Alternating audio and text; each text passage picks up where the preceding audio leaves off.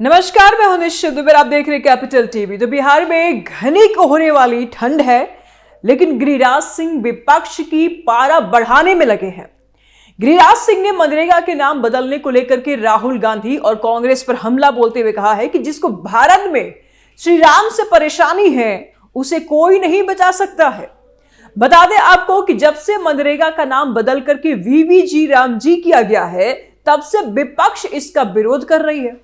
आखिर क्यों कर रही है, सवाल उठता है। विरोध क्या है, जीवीजी राम जी क्यों, इसको लेकर के इतनी हंगामा क्यों, और इसका गूंज बिहार की धरती से सुने जाने लगा है, क्या कारण है?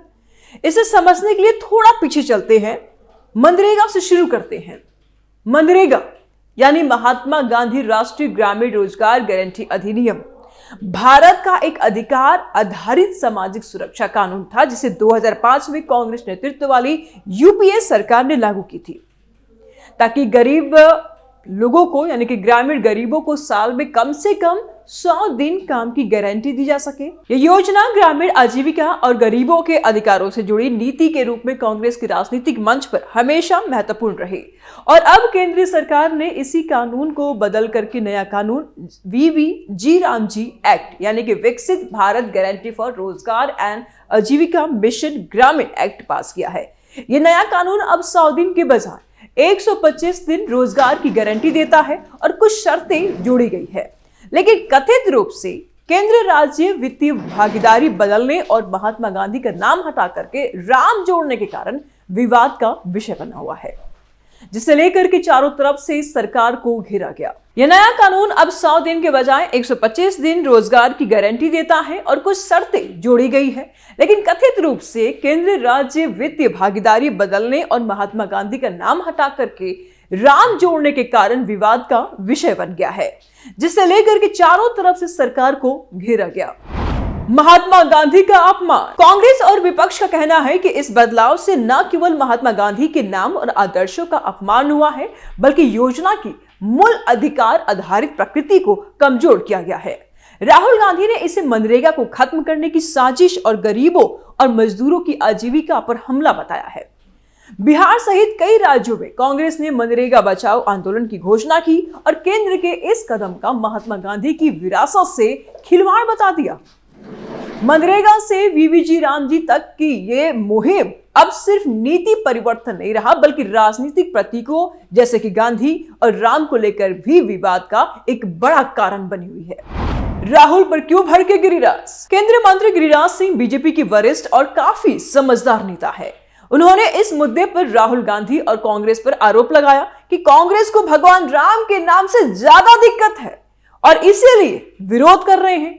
मनरेगा को कांग्रेस शासनकाल में भ्रष्टाचार की भेंट चढ़ाया गया था, जब वर्तमान सरकार ने इसे पारदर्शी और ज्यादा श्रम लाभी बनाया है।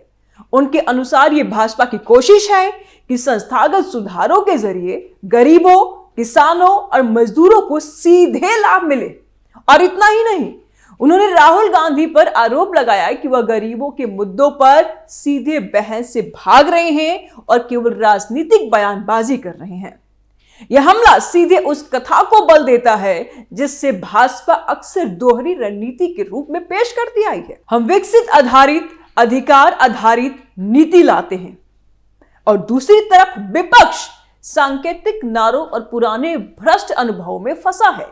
यह बात भाजपा नेताओं के बयानों से भी मिलती जुलती है। जैसे कि शिवराज सिंह चौहान की अगर हम बात कर लें, तो शिवराज सिंह चौहान ने नया बिल विकसित गांव और रोजगार को ध्यान में रखकर बताया और कांग्रेस को नाम बदलने की रणनीति पर निशाना साधा। किसे है श्री राम के नाम पर ऐतराज? बीजेपी का राजनीतिक एजेंडा सिर्फ योजनाओं या विकास उपक्रम तक सीमित नहीं रहता, वह अक्सर सांस्कृतिक प्रतीकों का उपयोग भी खूब करना जानती है। बीजेपी रोज काम करती है। बीजेपी लगातार राम, संस्कृति, हिंदुत्व जैसे प्रतीकों को अपने राजनीतिक विमर्श में प्रमुखता देती है। भगवान राम के नाम का उल्लेख भी नए कानून के नामकरण पर कुछ लोगों द्वारा एक राजनीतिक कथा के रूप में देखा जा रहा है। जैसे भाजपा विकास और संस्कृति दोनों को जोड़ना चाहती है, ऐसे में गिरिराज सिंह का बयान जो है वो भी इससे कुछ इतर नहीं है। उनका बयान है कि जिसे प्रभु राम से परेशानी है उसे कोई नहीं बचा सकता है और इसी रणनीति का हिस्सा मानी जाती है। इनका बयान भी कुछ इसी रणनीति का हिस्सा है, जहां विरोधी के खिलाफ धार्मिक प्रतीकों का इस्तेमाल किया जा रहा है। धार्मिक राजनीतिक बयानबाजी चरम पर। गिरिराज सिंह का पहली बार नहीं है कि वह ऐसा बयान दे रहे हैं।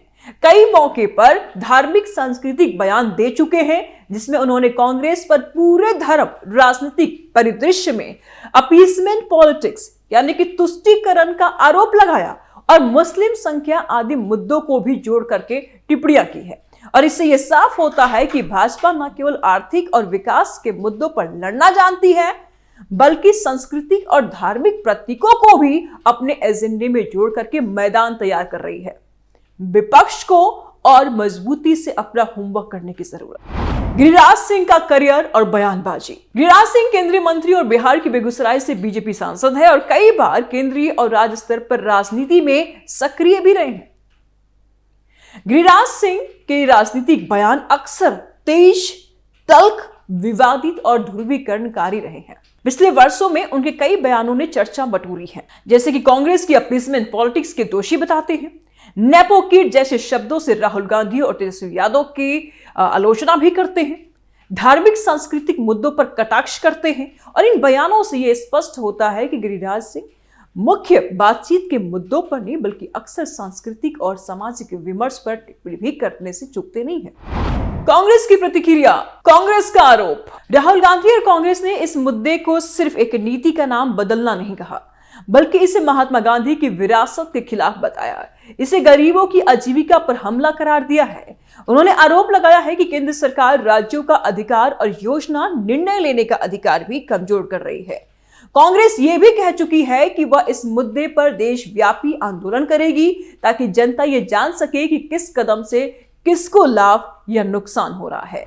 हिंदू मुस्लिम राजनीति और बिहार। हालांकि वर्तमान विवाद मनरेगा नाम बदल आंदोलन पर केंद्रित है। भाजपा नेताओं के कई पहले के बयान ऐसे हैं जिनमें धार्मिक विभाजन, सांस्कृतिक समीकरण और मुस्लिम राजनीति को लेकर के तंज शामिल है। उदाहरण के लिए गिरिराज सिंह ने पहले कांग्रेस की अपीसमेंट पॉलिटिक्स का पास मुस्लिम आबादी से जोड़ा था, जो राजनीतिक बयानबाजी में एक अलग विमर्श पैदा करता है। यह दिखाता है कि बीजेपी की राजनीतिक भाषा अक्सर धार्मिक मुद्दों और राष्ट्र सांस्कृतिक प्रतीकों के इर्द गिर्द घूमती है। क्या मनरेगा कानून कमजोर हुआ? मनरेगा जैसा कानून अगर सच में कमजोर हो रहा है या नहीं, इस पर विद्वानों और विश्लेषकों का दोनों का मत अलग अलग है।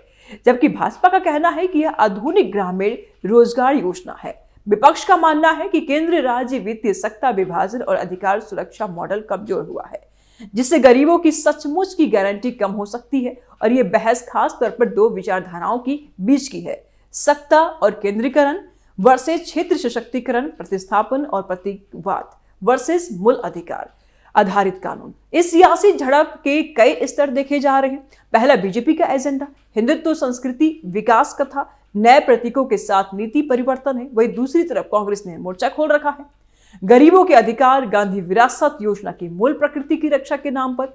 और इस पर गिरिराज सिंह ने सांस्कृतिक प्रतीकों के जरिए विरोध को धर्म सापेक्ष बना करके और कांग्रेस पर जोरदार कटाक्ष किया। खैर, बिहार जैसे राज्यों में जाति धर्म समीकरण ये पुराना मुद्दा है। बिहार से जाति धर्म के मुद्दे पर लगातार बयानबाजी होती रहती है, कोई नई बात वहां पे नहीं है।